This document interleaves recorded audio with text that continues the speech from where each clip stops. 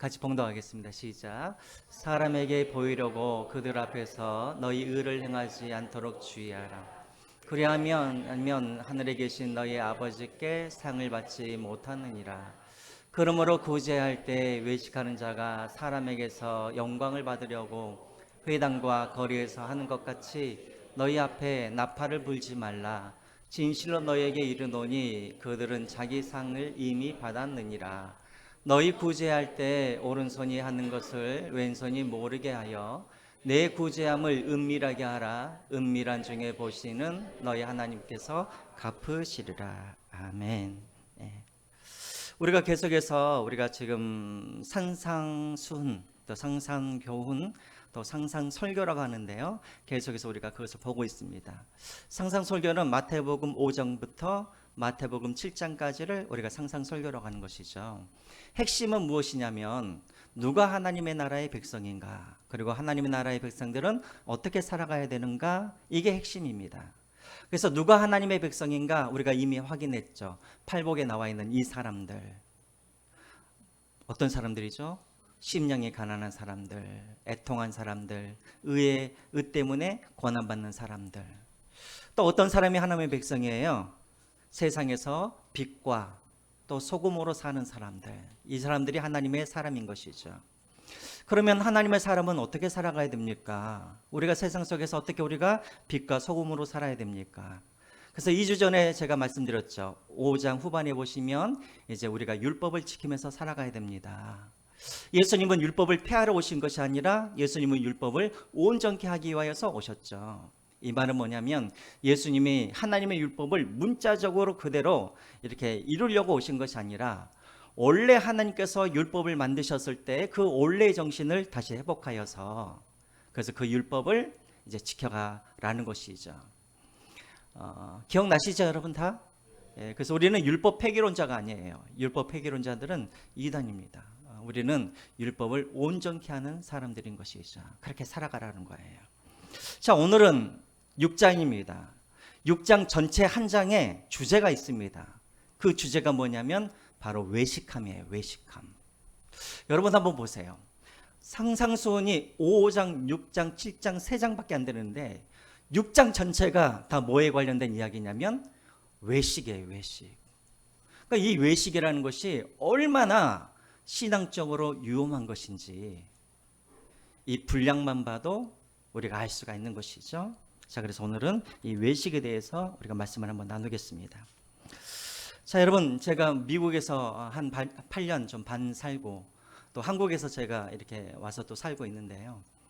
미국에서 살 때 가장 제가 좋은 게 뭐였냐면 뭐 돈도 없었고 뭐 아무것도 없었는데 제일 좋아했던 게 뭐였냐면 사람들의 시선을 그냥 신경 쓰지 않고 살아도 되었었어요.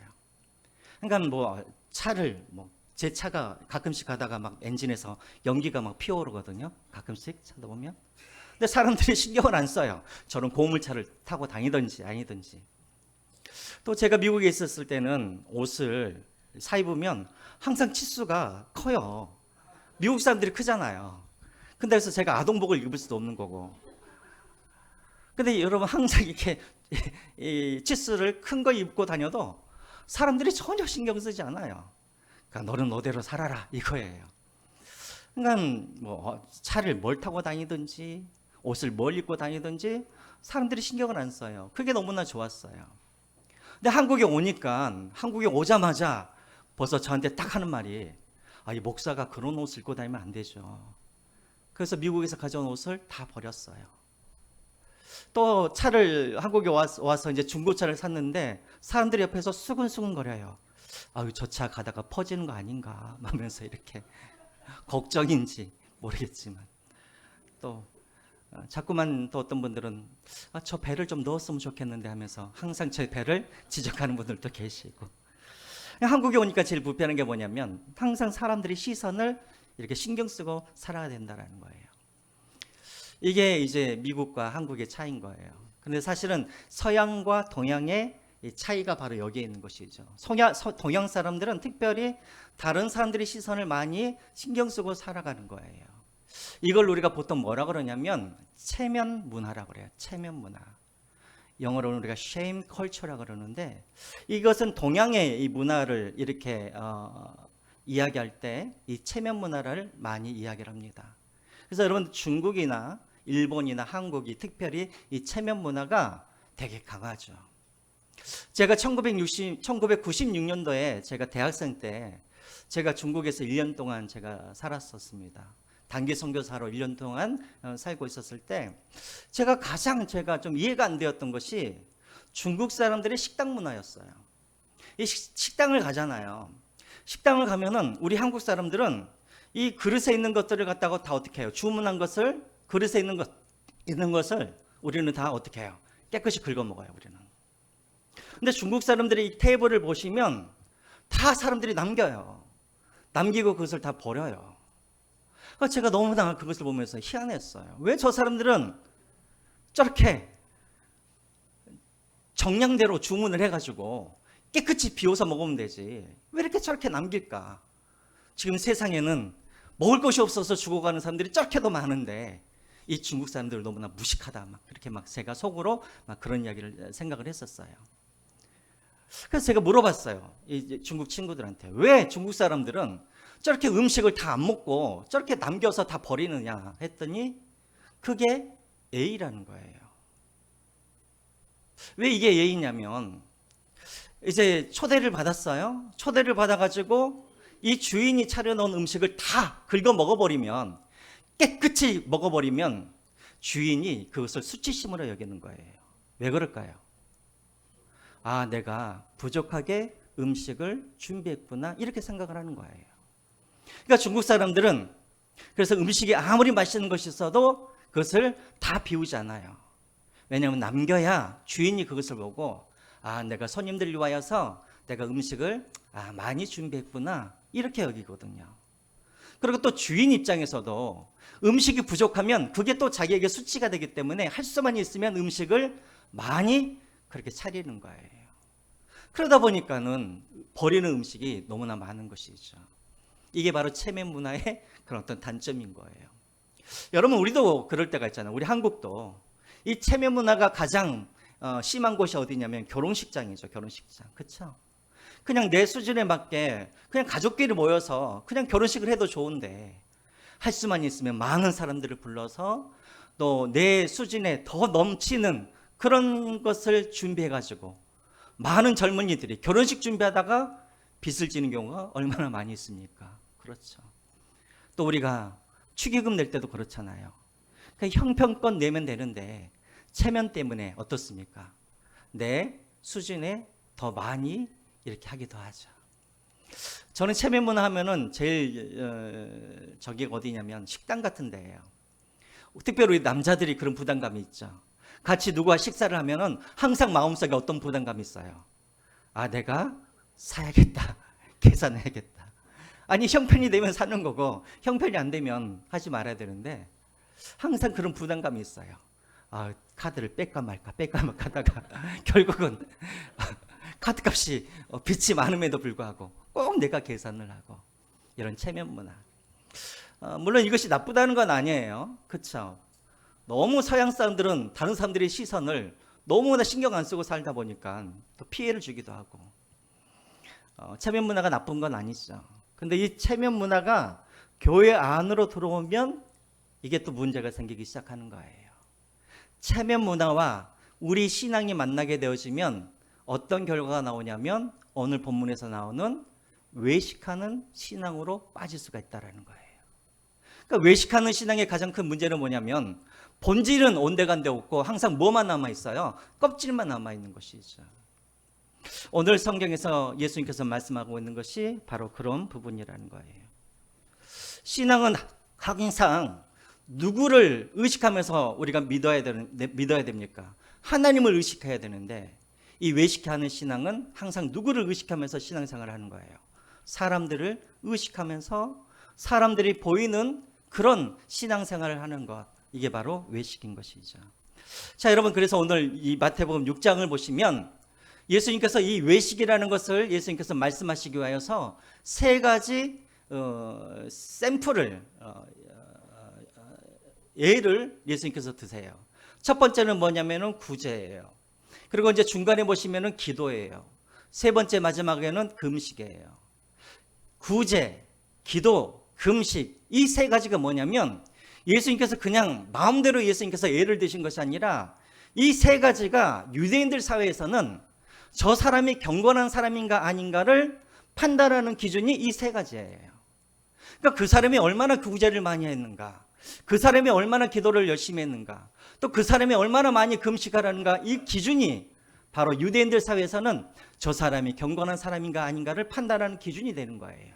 그래서 오늘 예수님께서 이 세 가지를 가지시고 위선에 대해서 외식에 대해서 예수님께서 오늘 경계하시는 말씀을 오늘 우리에게 주고 계시는 것이죠.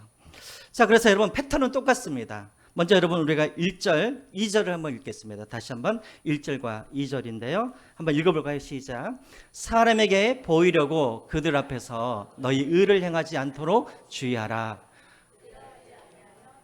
계신 너희 아버지께 상을 받지 못하리라. 2절. 그러므로 구제할 때 외식하는 자가 사람에게서 영광을 받으려고 회당과 거리에서 하는 것 같이 너희 앞에 나팔을 불지 말라. 진실로 너에게 이르노니 그들은 자기 상을 이미 받았느니라. 자, 여러분 패턴이 똑같아요. 오늘 1절과 2절에 나와 있는 이 단어들이 기도에 대해서도, 기도할 때도 이 단어들이 똑같이 나오고 또 금식할 때도 이 단어들이 똑같이 나와요. 먼저 예수님께서 뭐라고 말씀하시냐면 조심하라는 거예요. 뭘 조심하라는가? 2절에 보시면은 외식하는 자가 되지 말라는 거예요. 외식하는 자처럼 구제하지 말고, 외식하는 자처럼 그렇게 기도하지 말고, 외식하는 자처럼 그렇게 금식하지 말라. 5절, 16절에 똑같이 나와 있어요. 그 외식이라는 말이 무슨 말인가? 혹시 거기 있나요? 한번 보여주실까요? 헬라어로. 여기 앞에 한번 보시죠. 외식하다. 헬라어로는 히포크레테스라는 단어를 사용해요. 이 말은 무슨 말이냐면 외식하다라는 말은 다른 사람들을 속이다라는 말도 있지만 또 어떤 말이 있냐면 가면을 쓰다라는 말이 있어요. 가면을 쓰다. 자, 여러분 저를 한번 보세요. 예수님 시대에 가면을 쓰고 다니던 사람들이 있었어요. 누구였을까요? 바리새인들이 가면 쓰고 다녔어요? 가면을 쓴 사람들이 있었어요. 누구였어요? 로마 시대 때 연극 배우들. 연극 배우들이 연극을 할 때 항상 왕이면 왕의 역할을 하는 사람들은 왕의 가면을, 신하 역할을 하는 사람들은 신하 가면을, 여자 역할을 하는 사람들은 여자 가면을 쓰면서 연극을 했어요. 다시 말하면 외식하다는 말은 무슨 말이냐면 연극하다는 말이에요. 그러니까 외식하는 신앙은 어떤 신앙이냐면 항상 가면을 쓰고 연극하는 것처럼 그렇게 신앙생활을 하는 것, 이것이 바로 외식하는 신앙이라는 거예요. 여러분, 우리에게는 그런 분이 없으시기를 주님의 이름으로 부탁드립니다. 연극하는 것처럼 가면을 쓰고 다른 사람들을 대하고 가면을 쓰고 하나님을 대하고, 이것이 가장 큰 문제인 것이죠. 그러면 목사님, 대체 외식하는 것, 가면 쓰면서 신앙생활을 한다는 게 어떤 의미입니까? 다시 한번 1절을 보시죠. 계속해서 반복해서 나오는 단어들이 있어요. 1절을 보시면 첫 번째, 외식하는 신앙은 어떤 신앙인가? 사람에게 뭐 하는 거예요? 보이려는 신앙이에요. 사람에게 보이려는 신앙. 그러니까 하나님께 보이려고 하는 신앙이 아니라 누구에게? 사람에게 보이려는 신앙인 거예요. 이 단어도 1절에서도 나오고 또 기도, 금식에서 똑같이 나와요. 사람에게 보이려고 구제하고, 사람에게 보이려고 기도하고, 사람에게 보이려고 금식하고. 또 두 번째, 외식의 특징이 무엇이냐면 2절을 한번 보시죠. 2절 중간에 보시면은 외식하는 자, 그 다음에 사람에게서 뭘 받으려고 하는 거예요? 영광을 받으려고 하는 거예요. 그러니까 왜 사람들에게 보이려고 신앙을 하는가? 목적이 있어요. 그 목적이 무엇이냐면 사람들에게 영광을 받기 위하여서. 사람들에게 영광을 받는다는 말은 무슨 말이냐면 사람들에게 칭찬을 받고, 사람들에게 박수를 받고, 사람들에게 인정을 받는다라는 거예요. 이것을 위하여서 신앙생활을 한다라는 거예요. 그러면 결과는 무엇인가? 6장 2절 제일 마지막에 뭐라고 나와 있습니까? 자기 상을 이미 뭐 했느니라? 받았느니라. 왜 예수님께서 외식하는 신앙을 왜 예수님께서 경계하시는가? 그 사람들은, 외식하는 사람들은 이 땅에서 이미 다 상을 받아버렸다라는 거예요. 어떻게? 사람들에게 박수받고 칭찬받고 인정받으면서 상을 이미 받아버리는 거예요. 그러니까 이미 땅에서 상을 받아버렸으니까 이제 이후에 하나님 앞에 갔을 때는 하나님의 인정이 없다라는 거예요. 하나님의 박수, 하나님의 칭찬이 그 사람에게는 없다라는 거예요. 그러니까 위험한 것이죠. 하나님께서 인정하지 아니하시면 그 사람은 어떻게 되겠습니까? 영벌에 처해지는 것이겠죠. 그렇죠? 그러니까 여러분, 외식하는 신앙이 이렇게 무섭다라는 것이죠. 자, 먼저 여러분, 우리가 한번 3절과 4절 한번 보겠습니다. 먼저 구제에 대한 이야기가 나오죠. 구제. 먼저 여러분 3절 한번 읽어볼까요? 너는 구제할 때 오른손이 하는 것을 왼손이 모르게 하여 라고 되어 있죠. 자, 2절에도 보시면 또 똑같은 이야기가 나오는데, 유대인들이 가장 어렸을 때부터 유대인들이 훈련을 받는데, 어떤 훈련을 받냐면 구제하는 훈련을 받아요. 왜 어렸을 때부터 이렇게 구제에 대한 이야기를 하는가? 신명기에 보시면은 이 구제하는 것, 고아와 과부와 나그네들을 대접하고 구제하는 이 일을 이 율법의 핵심이거든요. 그러니까 유대인들은 가장 중요하게 생각하는 것이 무엇이었냐면 구제하는 일이었어요. 구제하는 일. 그래서 11조를 가지고 구제하는 일을 했고, 또 집집마다 지금도 마찬가지예요. 지금도 유대인들 집에 가면 다 구제 헌금통이 다 있어요. 그래서 어렸을 때부터 이 아이들에게 훈련을 시켜요. 구제하는 것. 그래서 동전도 넣고, 또 집에서 예배 드릴 때마다 또 이렇게 구제 헌금을 넣고. 그러니까 구제는 유대인들의 삶의 일상이고 핵심이었다라는 거예요. 그래서 얼마만큼 이들이 확실하게 구제를 했는가? 구제 대상들도 분명한 원칙을 가지고, 또 구제를 할 때 어떤 구제가 가장 가치 있는 구제인가, 이런 원칙을 가지고 구제를 했어요. 자, 예를 한번 들어볼까요, 여러분? 유대인들은 가장 첫 번째 구제 대상이 누구일까요? 누구를 가장 첫 번째 구제 대상으로 여길까요, 유대인들은? 과부? 나그네? 아니에요. 첫 번째 구제 대상은 자기 아내예요. 아내. 아내가 절대 굶어서는 안 돼요. 여러분, 아내를 절대 굶기지 마시기를 주님의 이름으로 부탁드립니다. 우리 한국 사람들은, 우리 아버지도 그랬어요. 우리 식구들은 굶어 죽겠는데 그냥 다른 사람들 다 퍼주시고. 유대인들은 그게 아니었어요. 첫 번째 구제 대상이 누구냐면 아내였어요. 두 번째는 미성년자 아들, 자녀들. 세 번째는 결혼한 자녀들. 그러니까 항상 우리 가장 가까운 사람들부터 구제의 대상이 되었어요.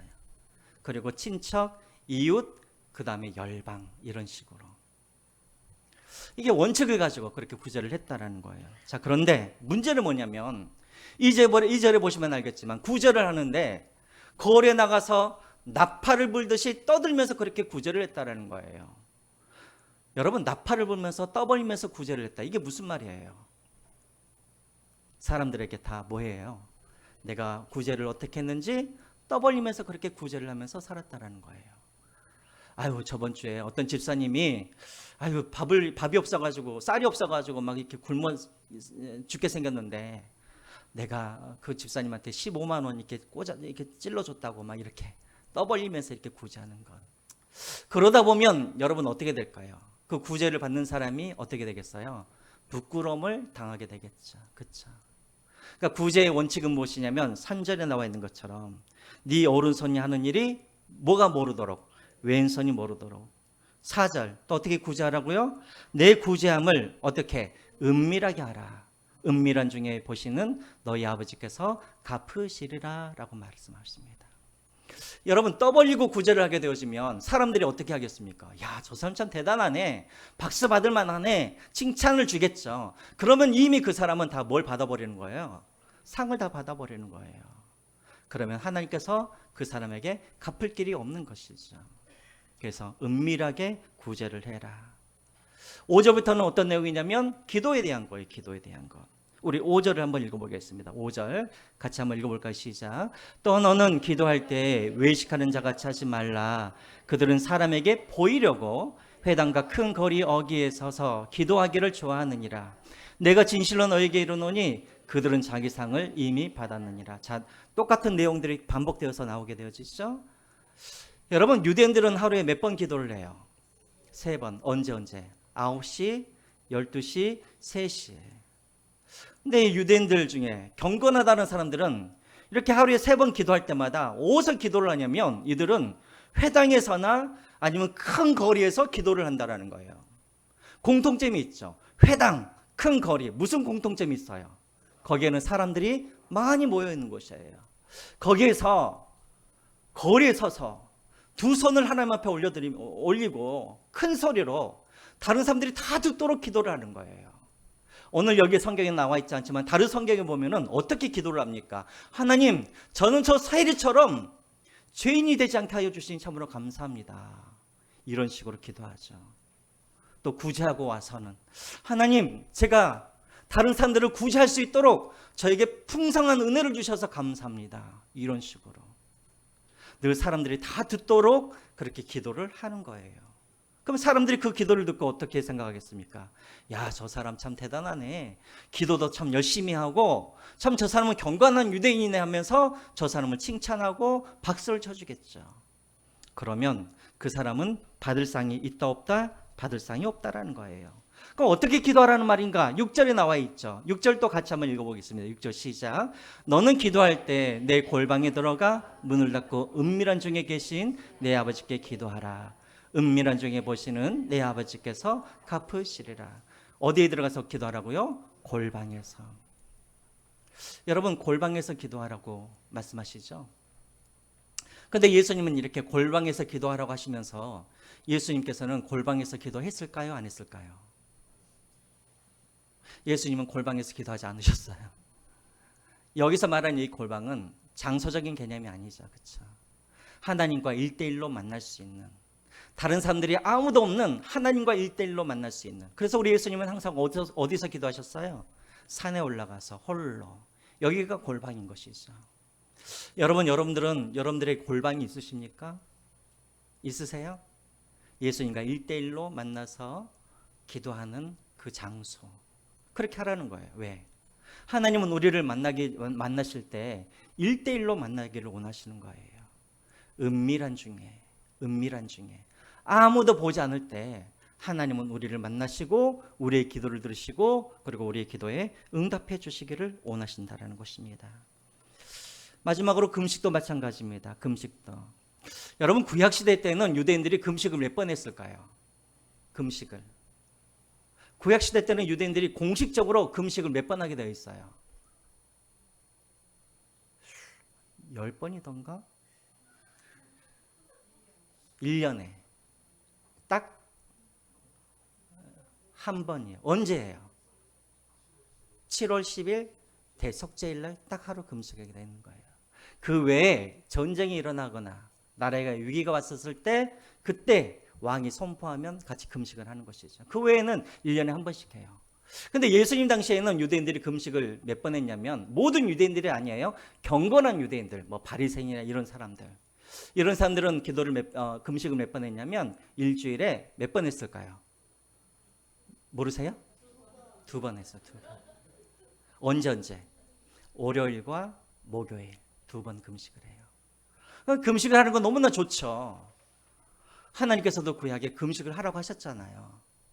근데 문제는 뭐냐면 금식을 할 때 항상 뭘 해요? 사람들에게 보이기 위해서 금식을 해요. 이 말은 뭐냐면 항상 티를 낸다라는 거예요. 어떻게 티를 낼까요? 세수도 안 하고 머리도 안 감고 초췌한 모습으로 다니면서 나 지금 금식하고 있다고. 그럼 사람들이 그 모습을 보면서 뭐라 그러겠습니까? 야, 저 사람 대단하네. 어떻게 일주일에 2번이나 저렇게 금식을 안 하면서 사람들에게 칭찬을 해주겠죠. 그런 사람들에게는 뭐가 없다? 하나님의 상이 없다. 그럼 어떻게 하라는 것인가? 17절과 18절에 나와 있죠. 17절과 18절 우리 같이 또 볼까요? 제가 읽겠습니다. 너는 금식할 때 머리에 무엇을 바르고 기름 바르고. 여러분, 머리에 기름을 바르려고 하면 그냥 머리를 막 떡진 머리에다 막 기름을 바를까요? 아니죠. 씻어야죠. 그러니까 머리에 기름을 바르고 그리고 얼굴을 씻으라는 거예요. 그리고 18절. 이는 금식하는 자로 사람에게 보이지 않고 오직 은밀한 중에 계신 내 아버지께 보이게 하려 함이라. 은밀한 중에 보시는 내 아버지께서 갚으시리라. 은밀한 중에 떠나오죠. 우리의 중심을 보시는 그 하나님. 나 혼자 있었을 때 나를 1대1로 만나기를 원하시는 하나님, 또 우리의 중심과 동기를 보시는 그 하나님이 갚아주실 거라는 거예요. 자, 이렇게 이제 여러분 저를 보세요. 다 끝났어요. 외식하는 것, 외식이 뭐예요? 다른 사람들에게 보이기 위하여서 목적이 뭐예요? 다른 사람들에게 칭찬과 그리고 다른 사람들에게 인정받기 위하여서. 그런 사람들에게는 뭐가 없다? 하나님의 상이 없다인 거예요. 여러분, 이 외식하는 이 신앙은 그래도 이것이 하나님을 믿는 신앙일까요? 아니면 이것은 절대 신앙이 아닐까요? 외식하는 신앙, 그래도 이 신앙을 갖고 있으면 천국에 들어갈까요? 못 들어갈까요? 그건 잘 모르겠죠. 여러분, 외식하는 신앙은 이것은 우상숭배인 거예요. 우상숭배. 여러분, 우상이라는 게 뭐예요?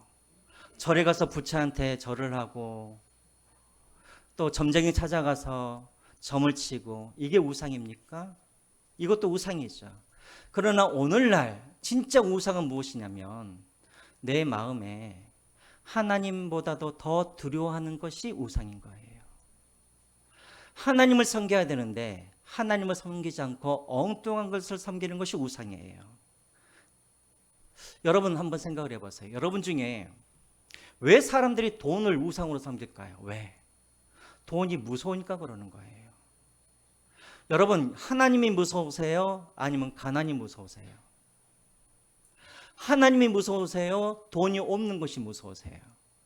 그래도 하나님이 무서운 사람들은 하나님을 믿는 사람들이에요.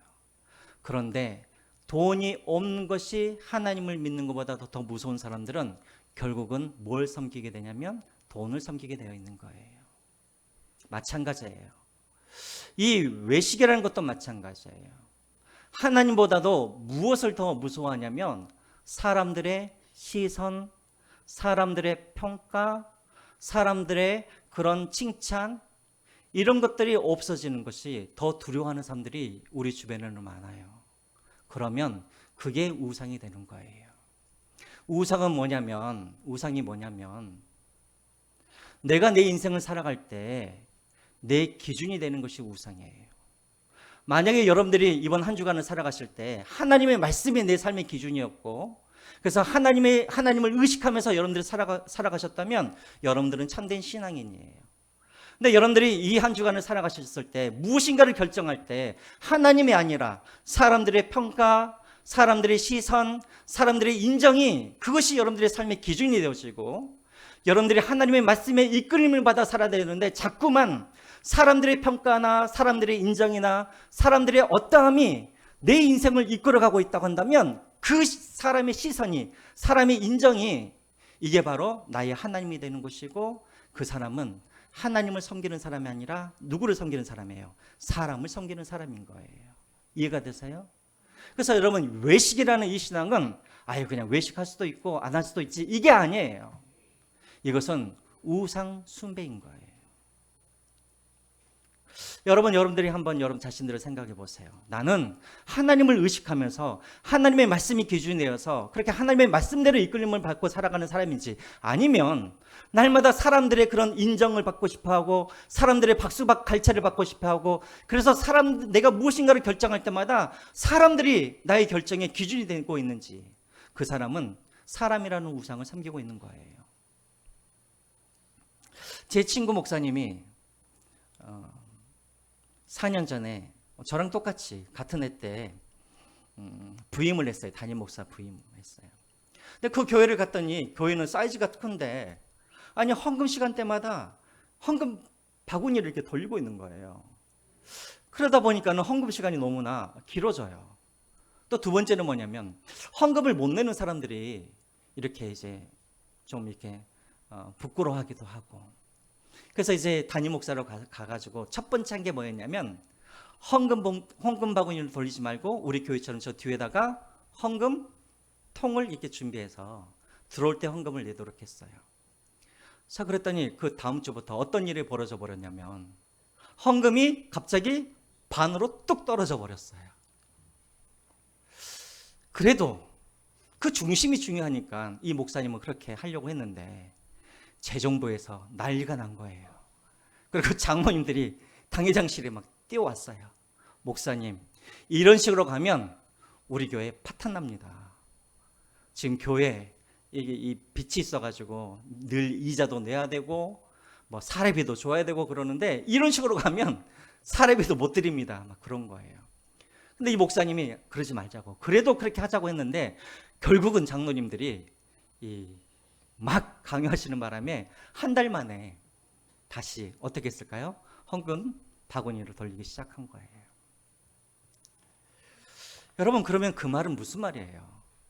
그동안 성도들이 헌금을 냈던 것이 누구를 보고 헌금을 냈다는 말이에요? 하나님이 아니라 사람을 보고 헌금을 냈다는 말이겠죠. 여러분, 우리 한국교회에서 가장 조심해야 할 것이 바로 이거예요.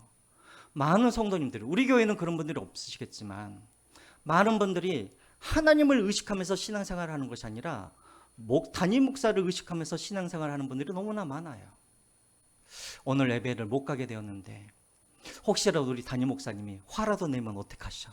그래서 어떻게 해서든지 예배 시간 오고, 물론 당연히 이제 와야 되는 건 당연한 거고, 근데 무슨 일을 하든지 항상 누가 기준이냐면 하나님이 기준이 아니라 담임 목사님이 기준이 되어서, 그래서 기도하고, 그래서 봉사하고, 그래서 헌금하고, 이게 바로 외식하는 신앙인 것이죠. 이것을 가장 경계할 사람이 누구냐면 사실은 저와 같은 사람이에요. 저도 여러분 항상 제가 여러분들의 반응에 제가 신경을 안 쓰는 것 같지만 신경을 써요. 나가실 때 목사님 오늘 너무나 은혜스러웠어요 설교가, 그러면 아무렇지 않은 것 같지만 제 마음속에 막 기쁨이 있어요. 그렇지. 그리고 또 어떤 설교를 하면 여러분들이 막 반응을 해요. 근데 어떤 설교를 하면은 여러분들이 다 조시는 그런 설교가 있어요. 그럼 저도 점점 여러분들을 신경 쓰다 보면은 저도 어떤 설교를 하냐면 반응이 좋은 설교를 하게 되어 있는 거예요. 그러다 보면 아이고 콧물이 나오네. 그러다 보면 자꾸 진리에서 어떻게 해야 될까요? 멀어져 가게 되겠죠. 제가 요즘 제일 고민이 뭐냐면 요즘 기도를 잘 못하겠어요. 왜냐하면 이제 담임 목사가 되니까 항상 기도를 하는데 여러분들을 신경 쓰면서 제가 항상 기도를 하잖아요. 그러니까 어느 순간부터인가 하나님과 제가 1대1로 하는 그런 기도가 어느 순간부터가 안 되는 거예요. 그러니까 요즘에 보면 기도하는 게 너무 힘들고 기도가 자꾸 꼬여요. 왜냐하면 내 스타일, 내가 하는 그런 기도가 아니라 항상 여러분들에게 들려줘야 되고 여러분들이 들어야 될 그런 기도를 내가 그렇게 일부러 그렇게 해야 되는 것 같아. 그러니까는 자꾸만 기도가 자꾸만 꼬여요.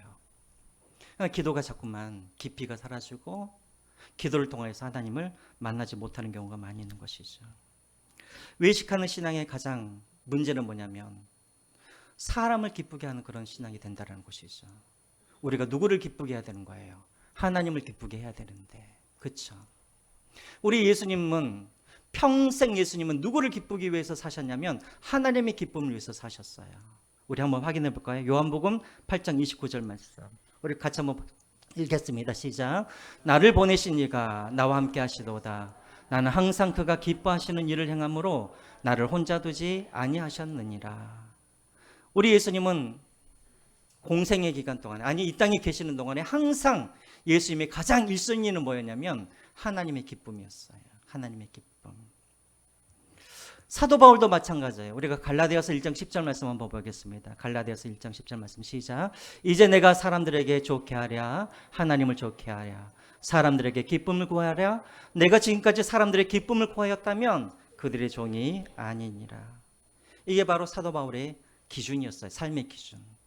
사도 바울의 삶의 기준, 사명의 일을 하는 기준은 뭐였냐면 사람의 기쁨이 아니라 항상 하나님의 기쁨을 위해서 살았다는 거예요. 이 말은 뭐냐면 사람을 의식한 것이 아니라 늘 하나님을 의식하면서 그는 살았다는 거예요. 사람들이 나를 비난하든지 아니하든지 사람들이 나에게 박수를 치든지 안 치든지 사도 바울은 예수님은 항상 누구의 기쁨을 위해서? 하나님의 기쁨을 위해서 살았다는 거예요. 두 번째로 여러분, 왜 우리가 외식하는 신앙을 조심해야 되는가? 외식하는 신앙을 우리가 계속해서 하다 보면 우리의 시야가 영혼에서 땅에 머물게 되어 있는 거예요. 이해가 되시나요? 자, 이렇게 한번 생각해 보죠. 자, 우리 김병재 권사님. 1만 명의 사람들이 우리 김병재 권사님을 딱 보더니 김병재 권사님 당신은 천사입니다라고 했어요. 자, 1만 명의 사람들이 권사님한테 당신은 천사예요라고 했어요.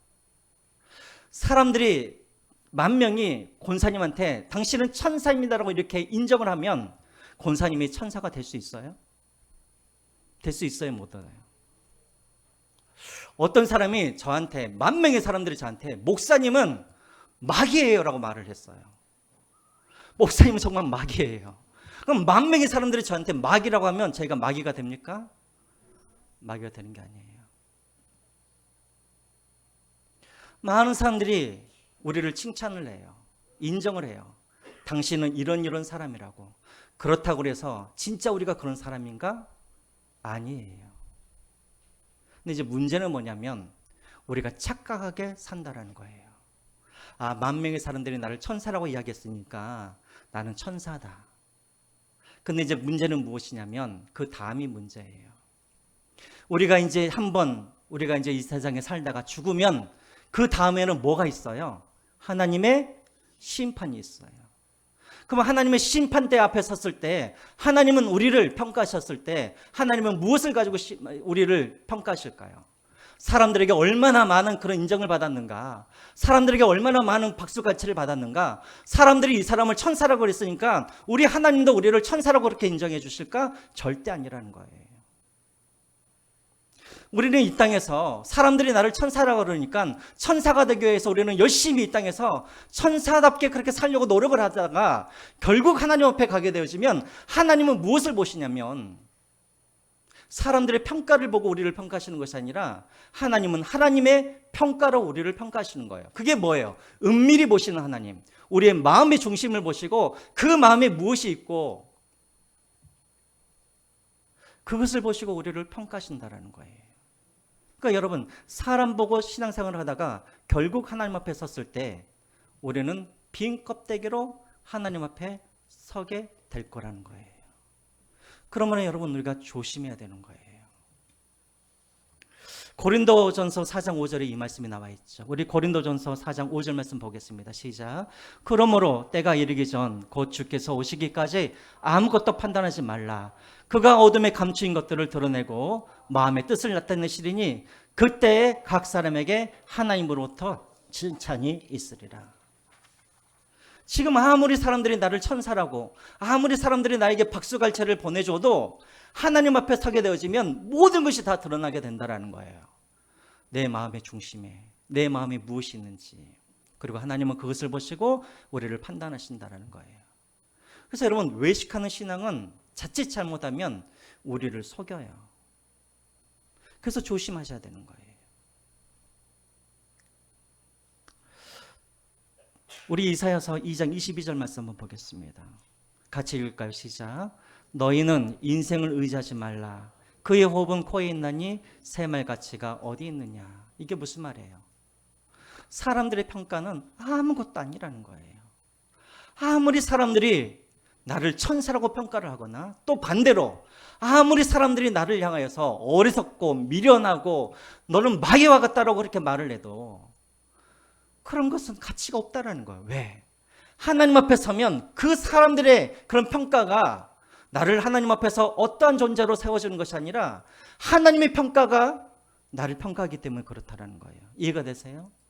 그래서 여러분, 사람들을 두려워하지 마세요. 사람들이 어떻게 나를 평가할 것인가 절대 거기에 신경 쓰지 마세요. 아무런 가치가 없는 거예요.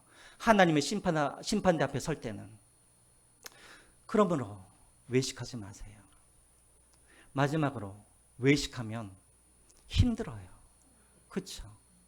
늘 사람들의 기준에 맞춰서 살아가야 되니까 얼마나 힘들어요. 어쩔 때는 우리가 기도하다가도 한 5분 정도 기도하다가도 너무나 힘이 들면 그 기도를 하다가 맞춰서 그냥 갈 수도 있잖아요. 근데 사람들이 나를 어떻게 평가할까? 그래서 그냥 1시간, 2시간 앉아있는 것. 사람들의 평가를 받고 살아가는 게 너무 힘든 거예요. 사람들의 시선을 이렇게 의식하면서 사는 것. 이게 뭐가 문제가 되냐면 복음은 우리에게 뭘 주셨어요? 자유를 주셨어요. 근데 이 외식하는 신앙은 무엇을 빼앗아가 버리냐면 복음이 우리에게 주는, 진리가 우리에게 주는 그 자유를 어떻게 해버려요? 빼앗아가 버리는 거예요. 예수님을 믿는 기쁨, 예수님을 믿는 그런 즐거움은 다 사라져버리고 뭐만 남냐면 껍데기만 남아서 사람들의 기준에 맞춰서 살도록 날마다 나를 힘들게 만드는 거예요. 그래서 여러분, 외식은 할 수도 있고 안 할 수가 있는 게 아니라 이것은 복음과 반대되는 거예요. 그러면 여러분, 우리는 외식하는 신앙을 버려버려야 되는 거예요. 이건 위험한 거예요. 그래서 6장 한 장에 이 외식에 대해서 예수께서 말씀하시는 이유가 뭐냐면 우리 신앙을 가장 병들게 하는 것이 바로 이 외식하는 신앙이기 때문에 그러는 거예요. 이제 말씀을 맺겠습니다. 혹시 그림이 있나요? 여러분들 혹시 이 책 읽어보셨어요? 모파상의 목걸이. 아마 여러분 중에 어렸을 때 문학 소녀였던 분들은 다 한 번쯤 이 책을 읽어보셨을 거예요. 모파상의 목걸이. 어떤 내용이에요? 마틸라라고 하는 한 여인이 있었어요. 되게 허황된 여인이에요. 허영심에 이렇게 가득한 여인이죠. 항상 다른 사람들의 시선을 중요하게 생각하면서 사는 여인이었어요. 근데 이 여인이 결혼을 했는데 누구와 결혼을 하냐면 하급 공무원, 돈도 하나도 없는 그 공무원과 결혼을 하게 되어져요. 그러니까 늘 삶 속에서 불만밖에 없죠. 자, 그런데 어느 날 그 나라의 장관이 파티에 이 부부를 초대를 합니다. 이제 마틸라라는 이 여인이 이제 이 파티에 이제 가야 되는데 옷이 없잖아요. 그래서 있는 돈, 없는 돈 다 끌어모아가지고 옷을 한번 샀어요. 파티 옷을. 근데 이게 거울을 보니까는 뭔가 좀 부족해요. 뭐가 부족해요? 목을 보니까는 목이 허전한 거예요. 그래서 얼른 자기 부자 친구 찾아가서 목걸이 하나만 달라고. 그래서 부자 친구가 목걸이를 이렇게 빌려줬어요. 그래서 이제 이 여인이 목걸이를 차고 예쁜 파티복을 입고 파티에 참여했어요. 그런데 사건이 발생해요. 어떤 사건? 목걸이를 어떻게 버렸을까요? 잊어버린 거예요. 이제 목걸이를 돌려줄 수도 없죠. 자기 친구를 볼 면목도 없죠. 굉장히 비싼 목걸이였어요. 그래서 그때부터 남편과 함께 뭘 하냐면 할 수 있는 모든 일을 다 해요. 노동일도 하고 허드렛 일도 하고 10년 동안 열심히 남편과 일을 해요. 가지고 돈을 모아가지고 그 목걸이는 아니지만 그 비슷한 목걸이를 사가지고 친구를 찾아갑니다. 그 친구에게 내가 그 친구에게 찾아갔더니 그 친구가 뭐라 그러냐면 야, 네 몰골이 왜 그래? 왜 그렇게 늙었어? 라고 이야기를 해요. 그랬더니 이제 이 여인이 말을 합니다. 사실은 내가 네 목걸이를 잊어버려서 내가 10년 동안 내가 안 하는 일이 없도록 내가 그렇게 고생을 했다. 그래서 내가 이제 너에게 목걸이를 주려고 왔다. 그랬더니 그 친구가 뭐라 그랬을까요? 그 목걸이 가짜였어. 그러는 거예요. 여러분, 우리도 그렇게 살고 있진 않아요? 가짜를 위하여서 이 마틸라라는 여인은 10년이라는 그 시간을 낭비를 해버렸어요. 아무것도 아닌 그 가짜를 위하여서. 근데 여러분, 우리 인생도 그런 것 같아요. 우리 인생도 보면 진짜이신 하나님이 아니라 가짜인 것을 위하여서 우리의 인생을 낭비하고 있는 사람들이 얼마나 많은지 몰라요. 사람들의 시선이 뭐가 그렇게 중요해요? 사람들의 평가가 뭐가 그렇게 중요해요? 사람들의 인정과 박수가 뭐가 그렇게 중요해요? 혹 그들이 나를 비난한들 그게 뭐가 중요해요? 하나님 앞에 서면 다 가치 없는 것들인데. 그런데 수많은 사람들이 여전히 사람들의 신선, 사람들의 평가를 위하여서 자기의 젊음을, 물질을, 재능을 다 낭비하고 사는 사람들이 얼마나 많은지를 몰라요. 가짜를 위하여서, 내 자존심을 위하여서, 엉뚱한 것을 위해서 인생을 낭비하는 사람들이 얼마나 많습니까? 진짜가 뭐예요? 진짜가 뭐예요? 하나님을 섬기는 그 신앙 아니겠습니까? 이것을 위하여서 우리 인생을 투자해야 될 것 아니겠습니까? 바라고 원하기는 혹여라도 우리 가운데 이런 외식하는 그런 신앙이 있다고 한다면 오늘 이 시간 그것을 다 버려버리시고 진짜를 위하여서 이제 남은 인생을 투자하면서 사시기를 주님의 이름으로 부탁드립니다. 우리 찬양하시면서 우리 예배를 마치고 준비하신 내용을 하나만 벌려드리겠습니다. 나 주님의 기쁨 내게 원하네.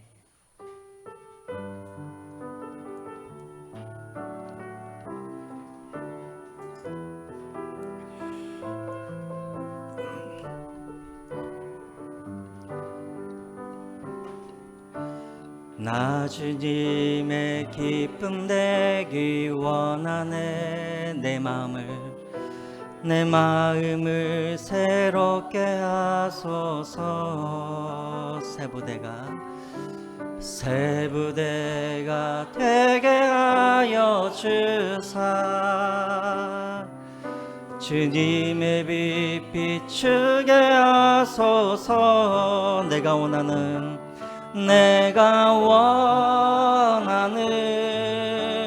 한 가지 주님의 기쁨이 되는 것.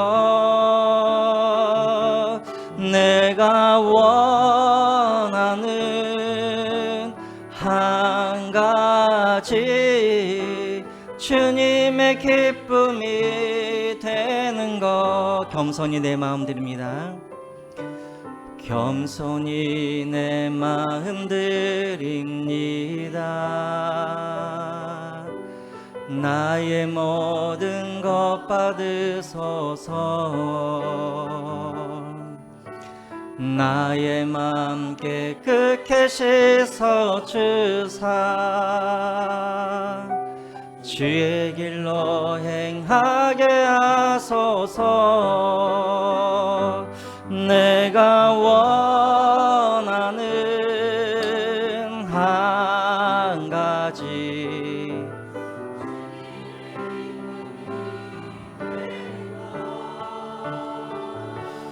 내가 원하는 한 가지 주님의 기쁨이 다시 한번 찬양하겠습니다. 내가 원하는 한 가지 내가 원하는 한 가지 주님의 기쁨이 되는 것. 내가 원하는 한 가지 주님의 기쁨이 되는 것. 이 시간 우리가 하나님 앞에 한번 기도할 때 하나님 정말 사람을 두려워하지 않게 하여 주십시오. 사람은 다 먼지와 같은 것 아니겠습니까? 사람들의 시선, 사람들의 평가, 또 사람들의 비난, 또 사람들의 인정.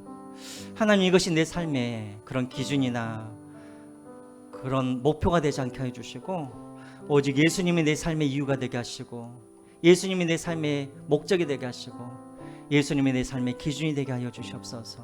하나님 이제 사람의 그런 눈을 의식하지 않냐고 오직 하나님의 기쁨을 위해서 살아갈 수 있는 제가 되게 해달라고 우리 이 시간 한번 하나님 앞에 위해서 기도하겠습니다. 우리 하나님 앞에 기도하시죠. 기도하겠습니다. 살아계신 하나님 아버지 정말 감사합니다. 하나님 아버지 우리가 아버지 하나님 사무처님 우리를 주님의 자녀로 삼아주시고 하나님 아버지 오늘 이곳까지 우리를 인도하신 하나님 아버지 우리가 아버지 하나님 인생을 살아갈 때 하나님 아버지 정말 외식하는 자가 되지 않기를 원합니다. 하나님 아버지 참으로 주님 아버지 우리를 붙잡아주시고 하나님 아버지 정말 사람들의 하나님 아버지 기쁨을 위해서 살지 않게 하시고 하나님의 기쁨을 위해서 살게 하여 주시옵소서. 다른 사람들에게 아버지 보이기 위한 아버지 그런 아버지 신앙이 아니라 정말 하나님 아버지 정말 하나님의 기쁨을 위하여서 하나님을 위해서 살아갈 수 있는 그런 주인 자녀들 되게 하여 주시옵소서. 하나님 아버지로 하나님의 인정과 하나님의 칭찬과 하나님의 사랑을 바라보게 하여 주시옵소서. 하나님의 심판 대표에 섰을 때 하나님은 사람들의 평가와 시선이 무슨 소용이 있겠습니까? 오 하나님 아버지 사람들의 시선을 두려워하지 않게 해주십시오. 또 그것을 위해서 우리 인생을 낭비하지 않도록 도와주시옵소서. 남의 인생을 주님의 상을 얻기 위하여서 하나님의 상을 얻기 위하여서 하나님께 인정받기 위하여서 내 삶을 투자할 수 있는 그런 삶이 되게 하여 하여 주시옵소서. 복음 안에서 참된 자유를 누리게 하여 주시옵소서.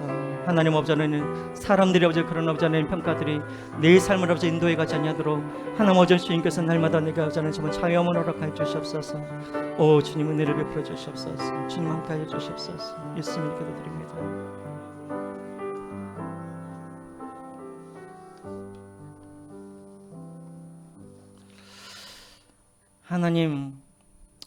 하나님의 기쁨을 위해서 살아가기를 원합니다. 사람들에게 보여주기 위하여서, 또 사람들에게 칭찬과 인정을 받기 위하여서 그동안 우리가 얼마나 많은 그런 힘든 시간들을 우리가 살아왔습니까? 다시 한번 주님께서 복음 안에서 주시는 그 자유함을 우리가 누리게 하여 주시고, 주님을 믿는 그 기쁨, 즐거움을 다시 한번 회복할 수 있도록 하나님 함께하여 주시옵소서.